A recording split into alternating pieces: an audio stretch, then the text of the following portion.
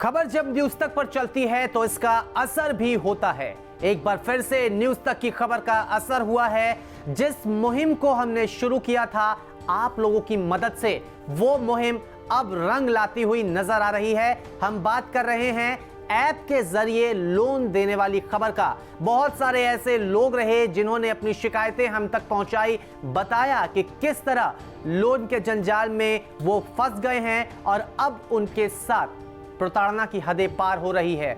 हमने email ID भी आप सबको साझा की थी, उसमें बहुत सारे लोगों ने अपनी अपनी शिकायतें दी, अपने वीडियोस भेजे, उन सबको हमने दिखाया। इसका असर यह हुआ है कि अब इन सारी चीजों पर आरबीआई ने खुद संज्ञान लिया है। आरबीआई ने अब इस पर जाकर यह साफ तौर पे कहा है कि अगर इस तरह की चीजें चल रही है तो इस पर जरूर एक्शन होगा। आरबीआई की ओर से बहुत बड़ा यह फैसला है और यह जीत है आप लोगों की, जिन्होंने इस मुहिम में हमारा साथ दिया, इस मुहिम में हमारे साथ जुड़े। न्यूज तक पर हमने लगातार सिलसिलेवार तरीके से हर रोज लोन की खबरें जो थी उसे दिखाया था कि किस तरह से रिकवरी के नाम पर गुंडागर्दी होती है और अब जाकर आरबीआई ने इस पर संज्ञान लिया है। देखिए, बहुत सारी शिकायतें आ रही थी, चाहे वो बात हो हैदराबाद की, बात हो गुड़गांव की, बात हो बिहार की, बात हो दिल्ली की, बात हो उत्तर प्रदेश की, बात हो जयपुर की या फिर देश के कोई भी हिस्से की। लॉकडाउन के दौरान बहुतों की नौकरियां गई थी और उस समय पैसों की जरूरत पड़ी तो लोगों ने मिनटों में लोन मिलने वाले ऐप का सहारा लिया, उस पर भरोसा जताया था और यही शायद गलती भी रही। अब जाकर आरबीआई के पास जब बहुत सारी शिकायतें पहुंची है तो आरबीआई ने वर्किंग कमेटी का गठन किया है जो इन सारी चीजों को देखेगी। वो वर्किंग ग्रुप ये तय करेगा कि आखिर इस पर क्या होना चाहिए। सबसे पहले आपको हम बताते हैं कि इस वर्किंग ग्रुप में कौन कौन से सदस्य हैं और उनका रोल क्या रहेगा। इस वर्किंग ग्रुप में इंटरनल और एक्सटर्नल दोनों ही मेंबर्स रहेंगे।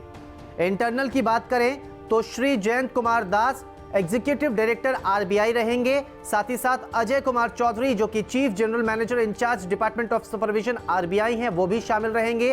पी वासुदेवन जो कि chief general manager department of payment and settlement system RBI के हैं, वो भी रहेंगे। साथ ही मनोरंजन मिश्रा जो कि chief general manager department of regulation RBI है, वो भी इस ग्रुप में इंटरनल मेंबर के तौर पर रहेंगे। वहीं बात करें एक्सटर्नल मेंबर की तो विक्रम मेहता जो कि को फाउंडर मोनेक्सो फिनटेक हैं, वो इसमें शामिल हैं और साथ ही साथ राहुल सासी जो कि साइबर सिक्योरिटी एक्सपर्ट हैं, वो भी इस ग्रुप में एक्सटर्नल मेंबर के तौर पर काम करेंगे। तो ये आपको हमने बताया कि कौन कौन से वो सदस्य हैं जो इस वर्किंग ग्रुप में शामिल हैं।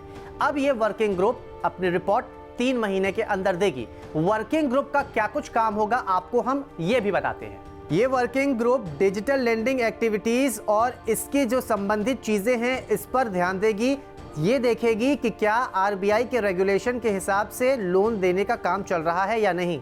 इसके अलावा जो चेंजेस होंगी उस पर भी ये वर्किंग कमेटी काम करेगी।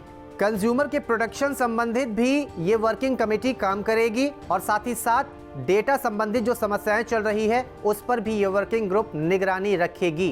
देखिए, 3 महीने का वक्त दिया गया है। 3 महीने बाद जाकर ये वर्किंग ग्रुप अपनी अंतरिम रिपोर्ट सौंपेगी। उसके बाद ये तय होगा कि जो ये इस तरह के ऐप्स चल रहे हैं, जो चाइनीज ऐप चल रहे हैं, जो फर्जीवाड़े वाले ऐप्स चल रहे हैं, उस पर क्या कुछ करना है, क्या कुछ एक्शन होगा, ये उस रिपोर्ट के आधार पर तय किया जाएगा। क्योंकि बहुत सारी चीज़ें हमने ये भी देखी, बहुत सारी शिकायतें आ रही थी, बहुत सारी मांगे आ रही थी। ये कहा जा रहा था कि रेगुलेशन दोनों के लिए बनने चाहिए, कंज्यूमर के लिए भी, साथ ही साथ ऐसे ऐप्स के लिए भी। तो संभव है कि वर्किंग ग्रुप जो है इन सारी चीज़ों को एनालाइज करेगा, जो भी शिकायतें आई हैं उन पर निगरानी करेगा, उस पर अच्छे से अध्ययन करेगा, उसके बाद जाकर अपनी रिपोर्ट सौंपेगा, जिसके बाद फैसला होगा कि आखिर इन ऐप्स को लेकर क्या कुछ करना है।